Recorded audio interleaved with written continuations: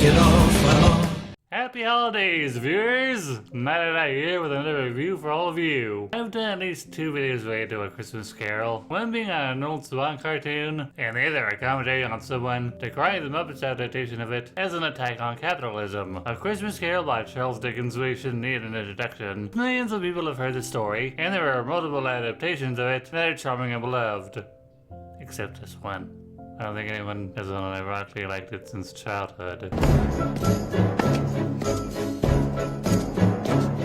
When a cold wind blows, it chills you to the bone.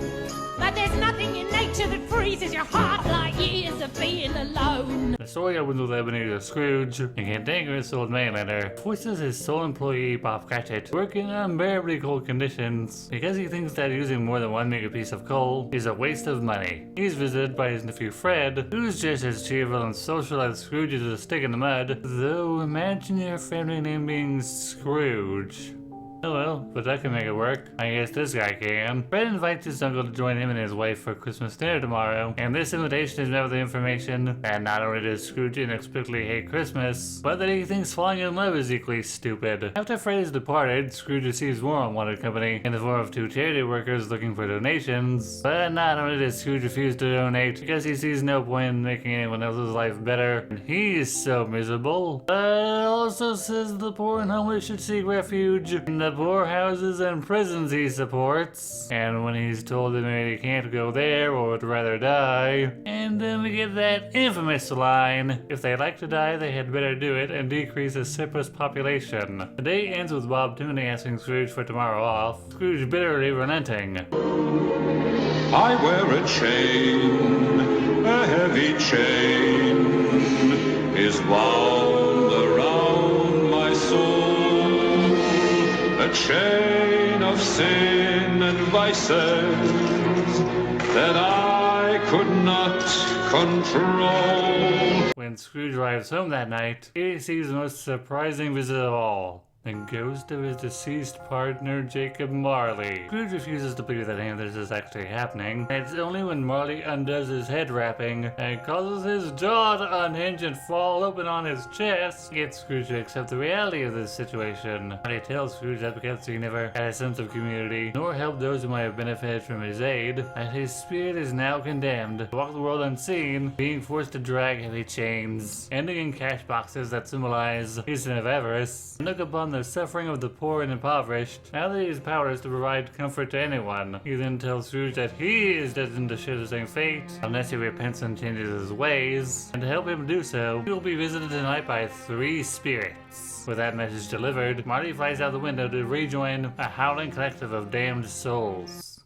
No, just because we're no longer in October doesn't mean we're done with some pretty terrifying stuff. Demons that beat and whip disobedient children. Cats that will devour you unless you have new clothes. I'm gonna have to talk about Wendigos at some point. Oh crap, I said the word out loud, it's gonna cover me! Who and what are you? I am the ghost of Christmas past. 1 in the morning sees the arrival of the first spirit, an ethereal being described as being simultaneously young and old, with hair that resembles flame. Most animated adaptations give it the traits of a candle, or just straight up make it a humanoid candle, while some live-action adaptations make it a beautiful lady. It takes Scrooge back to his childhood where he lived at a boarding school, though seemingly not by choice, because he had a rocky relationship with his father. One Christmas though, his sister Fan arrives, with the news of their father's heart softened and comes to set Fan to bring him home. Unfortunately, Fan dies after giving birth to her son Fred, causing Scrooge to perhaps subconsciously associate his nephew with emotional loss and pain, and that results in Scrooge rejecting Fred's attempts to bond with him. The next jump in time takes the spirit and Scrooge when Scrooge worked for a man named Fezziwig, who could have made Scrooge's life miserable for him, but was a jovial fatherly figure, who was also fond of throwing big and epic Christmas parties every Christmas that would showcase the sense of community and generosity his family had. It was during such a party that Scrooge met the love of his life, a young woman named Belle. But because Scrooge can never allow to be happy, another jump sees that because Scrooge seemingly valued financial success over Belle, Belle broke off their engagement. To add salt to the wound, the spirit shows Scrooge had Bill on to be happily married to a lovely man and had several children. Narratively, I get why this is here. It shows Scrooge the future he threw away in pursuit of money, but also kind of comes off as needlessly cruel. And Scrooge thinks so too, because he screams at a ghost to quit haunting him and extinguishes its flame with a giant candle cap it's been carrying around. I am the ghost of Christmas present. Look upon me. You have never seen the like of me before.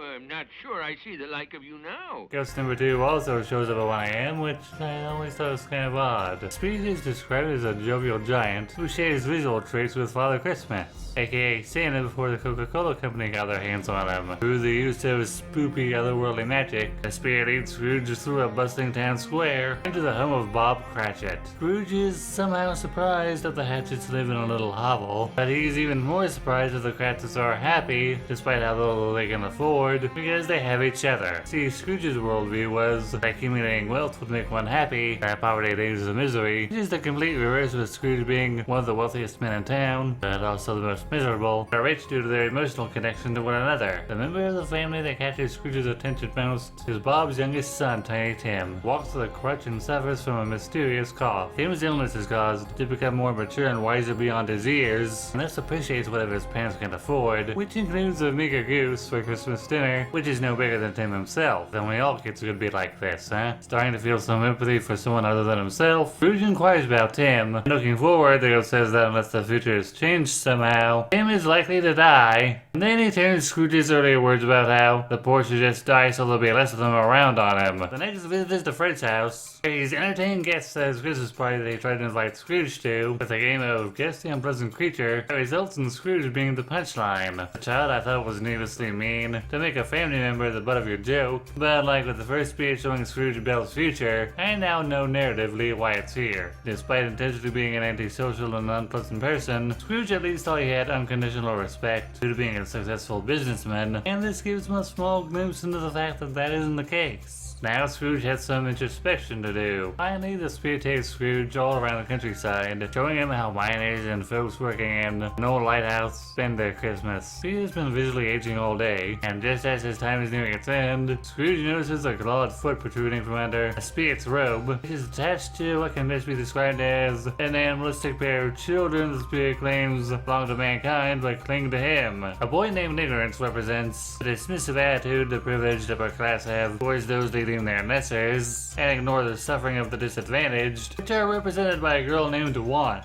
When Scrooge asks if there's anything that can be done about them, Spirit once again turns Scrooge's earlier words back on him, inquiring if there are no prisons or workhouses they can be shipped off to before all three of them fade away. But yeah, rather grim ending to this part of the book. Whose lonely grave is this? Why, yours, Ebenezer. The richest man in the cemetery. The third and final spirit is the most ominous. Tall figure clad in a black robe, its face completely hidden by darkness, if it even has a face. He never speaks, but gestures with a large, imposing hand. Scrooge tells the spirit, while it's the most frightful of the three, he knows its purpose is to do him good, and asks him to show him what it will. The spirit takes Scrooge to the future, where they overhear a pair of bankers discuss someone's recent passing, and being rather flippant about it, since they can't imagine anyone attending the funeral without getting something out of it like a free lunch, due to how cheap it's likely to be. Next we see a bunch of plunderers who have stolen things from the dead man's house, like his blankets and bacons, and the pawnbroker can't decide whether he's impressed or appalled. And finally we meet a couple who are in debt to the man, who are disturbingly pleased with his death because by the time they're able to pay back their debt, it'll hopefully be transferred to someone more reasonable. Completely disturbed by all this, Scrooge asks the spirit to show him some tenderness connected with a death, any death, and it takes him to the Cratchits, who are mourning Tiny Tim's death, which we can assume was a result of Scrooge underpaying Bob so severely that he couldn't afford the medication Tim needed, and Scrooge is completely shattered that he might be indirectly responsible for the death of an innocent child. Since Scrooge wants to know who the dead man's name is, weird thing to ask after seeing this, but okay, Spirit takes him to a cemetery and bids him to read a headstone. Surprise, the dead man is Scrooge. Scrooge wants to know if this is the definitive future, if he continues down the path he's going now, or if it can be undone if he changes his ways. The spirit doesn't answer, and Scrooge awakens in his room.